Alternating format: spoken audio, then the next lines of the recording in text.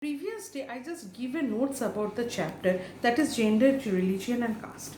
We already started new chapter that is democracy and diversity, but it is included in your periodical test. So in this year, we are not included in your half yearly syllabus this chapter.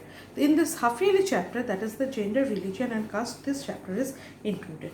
So now here we have to read about the what is the effect of the gender with the politics. Okay, let us begin with the gender division. We already know about this. What is the mean by the gender discrimination? Just like whenever we have to just decide it in the household work that the household work should be done by female and the outside the house the work should be done by the male. That there is a division of the work, that we see there is a division of labor between among the gender. Okay, so just like the whenever nowadays also we just see that the female gender, they are participating in all the household work and also in the outside the work, but we see that is that the in the inside the home, that is the more preferable that is the women should do the work.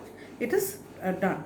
Let us begin with the gender division. This is a form of hierarchical social division seen everywhere, but it is really recognized in the study of politics. That gender division tends to be understood as natural and unchangeable. However, it is not based on biology but on social expectation or the stereotype. You already know that it is the stereotype. Just like this, there is a stereotype concept of the girl should be doing the cooking, but whenever we have to pay for the cooking, that we see that the master chefs are male. That is the whenever that the tailors, just like the tailors, that they are mostly men. But whenever we have to pay for this work, we get that the male persons are more there. But whenever, just like the household work, we don't have to pay for this. This is done by the female person. Okay, we just see this, the type of divisions is taking place. Public or private division. Boys and girls are brought up to believe that the main responsibility of women is housework and bringing up children. This is reflection in the sexual division of labor. In most families, women do all work inside the home such as cooking, cleaning, washing clothes, tailoring, looking after children, etc. and men do all the work outside the home. It is not that men can do homework, housework. They simply think that it is for the women attend to these things. When their jobs are paid for, men are ready to take up this work. Just I already discussed it. That is the most of the tailors or cooks in the hotels are men. Similarly, it is that the women do not work outside their home. In villages, women fetch water, collect fuel, work in the fields. In urban areas, poor women work as a domestic helper in middle class family, and middle class workers work in the office. In fact, the majority of women do some sort of paid works in addition to the domestic labor, but their work is not valued and does not get recognized.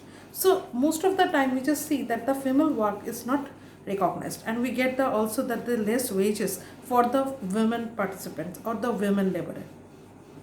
The result of this division of labor is that although women constitute half of the humanity, their role in public life, especially in politics, is minimal in most societies. Earlier, only men were allowed to participate in the public affairs, vote, contest for the public office. Gradually, the gender issue that we just know about, there is a suffragette movement, and after that, that the British, America, their women get the voting right. After that, whenever we see we get our independence, that the India get our independence, we also getting the voting right. Okay, that this gradually the gender issue was raised in politics. Women in different parts of the world organized and agitated for equal rights. There were agitation in different countries for the extension of voting rights to women. This agitation demanded enhancing the political and legal status of women and improving their educational and career opportunities. More radical women's movement aimed all equality in personal and family life as well. This movement is called the feminist movement. So this movement also called the feminist movement, that to get the equal right as well as the men. Political expression of gender division and political mobilization on this question help to improve women's role in public life. We now find women working as scientists, doctors, engineers, lawyers, managers, and college and university teachers, which were earlier not considered suitable for women. In some parts of the world, for example, in Scandinavian countries such as Sweden, Norway, Finland, the participation of women in public life is very high. In our country, women still lag much behind men, despite some improvements since independence. Ours is still a male-dominated patriarchal society. that we are just based on the that we are known as the father's name. Okay, that women face disadvantage, discrimination, and the oppression in various ways. The literacy rate is also very low among the women. That is only 54% compared with the 76% among men. Similarly, a smaller proportion of girl students go for higher studies. When we look at a school result, girls perform as well as boys. If not been in the if it is better in the some places, but they drop out because parents prefer to spend their resources for their boys' education rather than the spending quality on their sons and daughters. No wonder the proportion of women among the highly paid and valued job is still very small. On an average, an Indian woman works 1 hour more than average man every day. We see that is the women are also working at a home also, and we also see that the Equal Remuneration Act 1976 provides the equal wages should be paid to equal works. However, in almost all areas of work, from sports to the cinema to factories and fields, women are paid less than men, even when both do exactly the same work.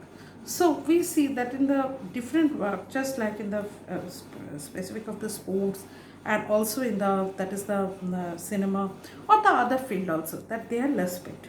In many parts of India, parents prefer to have sons nowadays also. That's so we see that there is a infant that is the sex ratio, that is the declining of the child sex ratio. We see in the country mainly it is 919, and some of the states it is very poor.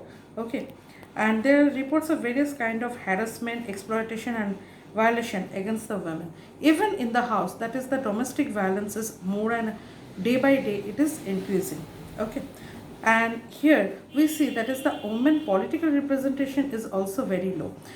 So to overcome this, we see that in the local self-government, in the forming of the local self-government, just like in the municipality corporation or in the Gram Panchayat, we see that the 1/3 of the seats are reserved for the women. So we can overcome this problem. Okay, so that is the, but in India, the proportion of women in legislature has been very low. For example, the percentage of elected women member in Lok Sabha has touched 12% to its total strength for the first time in 2014. So just we see that we have to also overcome this problem also. Okay, next day we will start with this.